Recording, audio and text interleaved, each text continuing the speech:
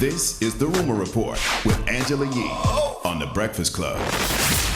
Well, people were upset about some comments that Steve Harvey made. Now he was talking about rich people and what their habits are. Here's what he said. Success is not a comfortable procedure.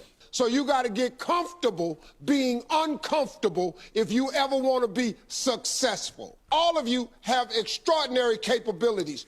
You have to decide if you are willing to do the things to put you in that category. Rich people don't sleep 8 hours a day. That's a third of your life. It ain't but 24 hours in a day. You can't live in LA and wake up at 8 o'clock in the morning. It's 11 o'clock on the East Coast. The stock market been open 2 hours. They already making decisions about your life, and your ass was asleep. I actually think it's the opposite. I think when you get to a certain position in life, you sleep more because you know you have to in order to maintain what you built. And I think sleep is such an important part of self-care. Like, regular sleep is very important.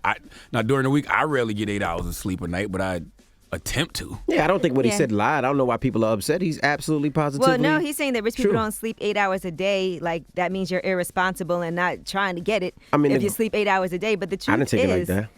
I took it as the grind. Like, you know, when we all had our journey here, I know I didn't sleep 8 hours a day on my journey here. Now I'm starting to get to sleep because he said they're already in a making great decisions position, but I definitely didn't. About your life, and your ass was sleep. In other words, he's trying to say the less sleep you get, the more successful you are, because you should not be asleep because you'll miss something that's going on. I didn't take it like that. Yeah, we're all lying to ourselves if we say that. That's why I said I think it's the opposite, because on the grind, on the journey, you ain't getting no sleep. I think the main thing, I think it was irresponsible because you should encourage people to get more sleep. And don't make me feel like, well, I'm not successful because I sleep 8 hours a night. I think he was speaking the truth, though. I think he said on his grind, this is what he did. You know, he lived in the cars. He drove car to car. I was going to say car show, comedy club to comedy club. He didn't get much sleep. I know I didn't get much sleep. And no disrespect, but a lot of the DJs that got a lot of sleep, they still back home with their mama. And like, that's the truth. Yeah, but people die from sleep deprivation. Why you say and they fat, And I'm going to tell you something. People die from sleep deprivation. They suffer more from obesity. There's a lot of diseases that are linked to sleep deprivation. Listen, they've proven that sleep is more important than probably anything when it comes to your health. I absolutely agree. I think that you should get as much sleep as possible, but we're lying to ourselves if we say that our culture did not fuel a lot of that. Now, I said a long time ago I never sleep because sleep is the cousin of death. Yeah, it's like 25 years ago. Think about team, no sleep. You know what I'm saying? Like, all of these, like, if you sleep when you die. Hustlers don't sleep. Like, it's been a lot of negative stigma around sleep. But let's be responsible about what we say and not tell people that you're not rich if you sleep 8 hours a day. It's the truth. You should encourage people to try to get 8 hours of sleep. I wish I could. I think that would be amazing. That's not how I got to this spot by sleeping. I'm not going to sit here and lie. I grinded my ass off so I can sleep now. But I grinded. There was times I slept up here. I took naps, 2-hour naps, and I worked my ass off. Well, that's because you weren't rich, right? I wasn't. But now so that's why he says rich people don't sleep 8 hours a day. He didn't say people trying to be rich. You ever got a little grind in your sleep? No, but there was one time I had a bed up here and there was some blood on it, and I couldn't figure out where that blood came from. Anyway, wow, that's crazy. Just think about people who have to work multiple jobs, who have kids to take care of, and can't sleep 8 hours a day. You know what he should have did? He shouldn't have generalized. He shouldn't have said rich people. He should have said me.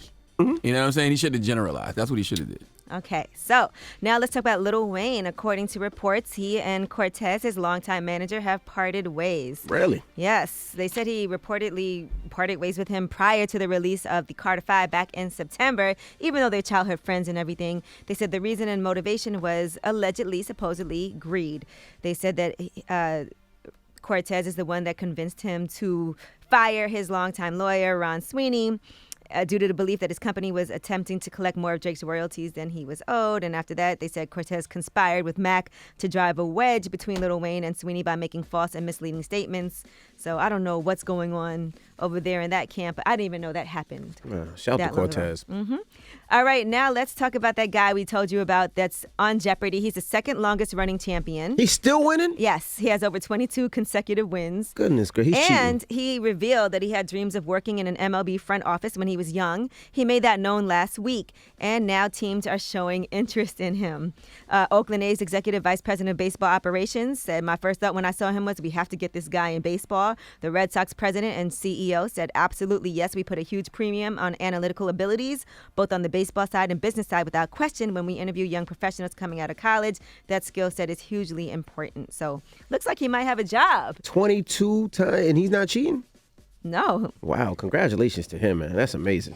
All right, now Charlamagne did a conversation with ScHoolboy Q. It's called Crash Talk, a conversation with Leonard, and it's on YouTube. That's what it's called? A conversation with Leonard? Leonard, see the God, McKelvey. I like just Leonard. Sounds good. I like Leonard, too. But here is what happened in that interview. They did discuss Mac Miller. To this day, I don't understand how I can't call my no more. Like, an innocent soul, like losing a friend to gang banging is way different from losing a friend that's like an innocent little kid that's just super pure. Like, you remember your last conversation with him? Yeah, bro, it was over FaceTime. He was shooting a video and he was talking and he was acting weird. And I'm just like, what's up with you, bro? Like, he like, who do I gotta call to make sure I can get you in this video? I'm like, Mac, what's wrong with you? Like, what you mean? You ain't gotta call nobody.